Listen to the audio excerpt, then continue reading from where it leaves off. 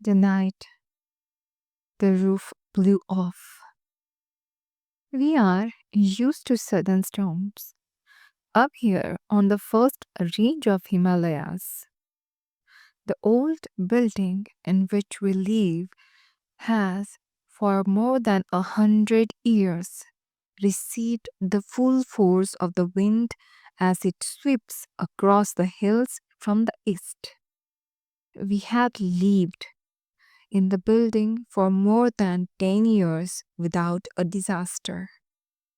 It had even taken the shock of a severe earthquake.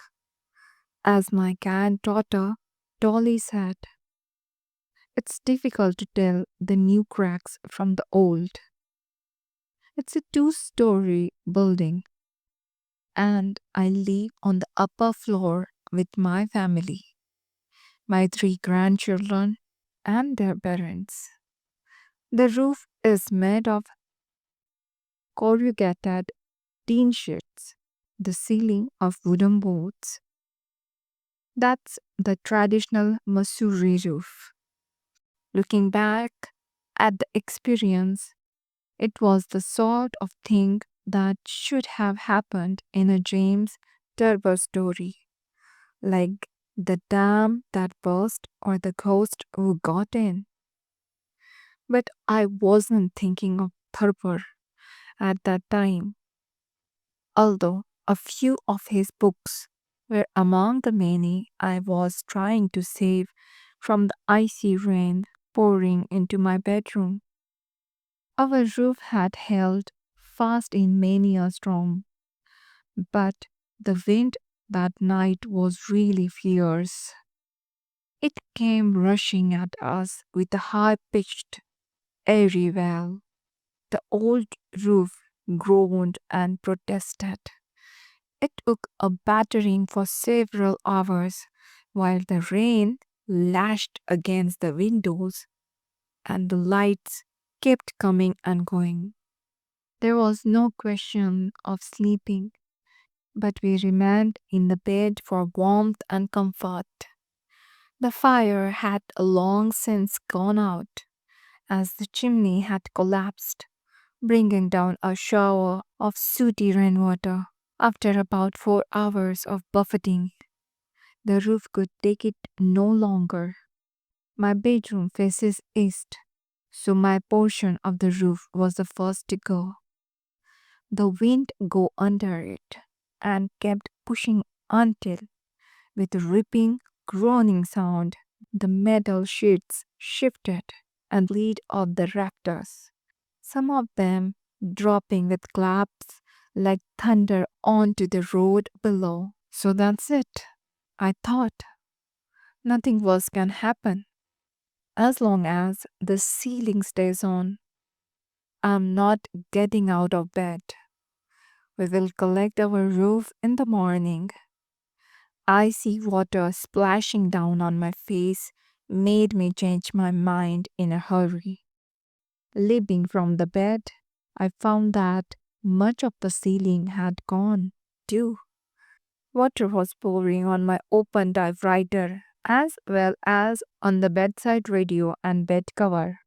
Picking up my precious typewriter, my companion for 40 years, I stumbled into the front sitting room and the library, only to find a similar situation there. Water was pouring through the slats of the wooden ceiling, raining down on the open bookshelves. By now, I had been joined by the children who had come to my rescue. Their section of the roof hadn't gone as yet. Their parents were struggling to close the window against the driving rain. Save the books, shouted Dolly, the youngest, and that became our rallying cry for the next hour or two.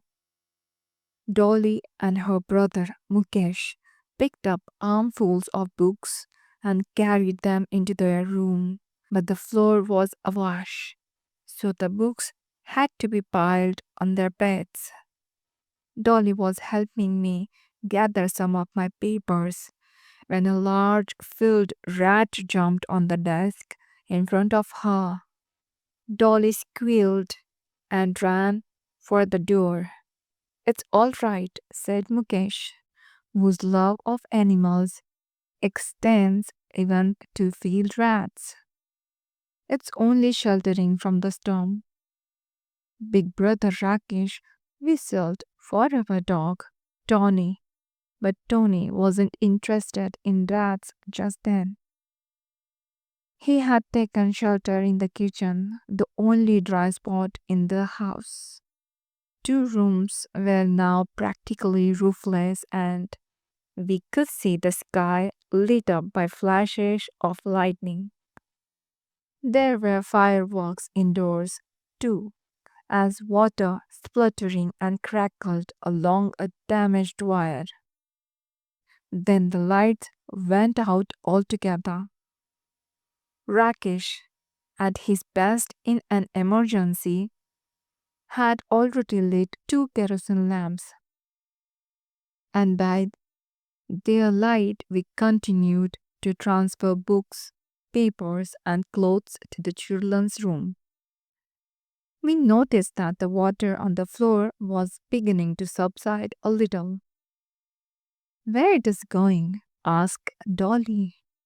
Through the floor, said Mukesh, down to the flat below.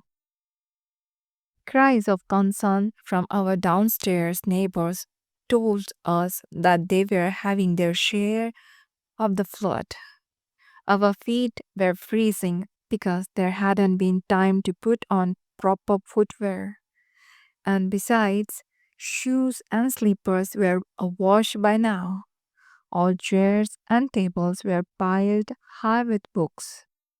I hadn't realized the extent of my library until that night.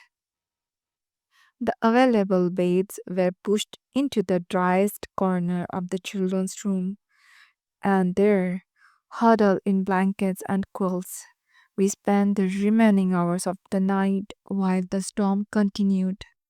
Towards morning, the wind fell and it began to snow. Through the door to the sitting room, I could see snowflakes drifting through the gasp in the ceiling, settling on the picture frames. Ordinary things like a glue bottle and a small clock took on a certain beauty when covered with soft snow. Most of us dozed off.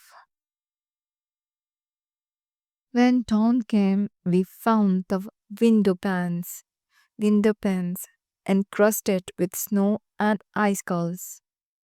The rising sun struck through the gaps in the ceiling and turned everything golden. Snow crystals glistened on the empty bookshelves, but the books had been saved. Rakesh went to find a carpenter and tinsmith, while the rest of us started putting things in the sun to dry.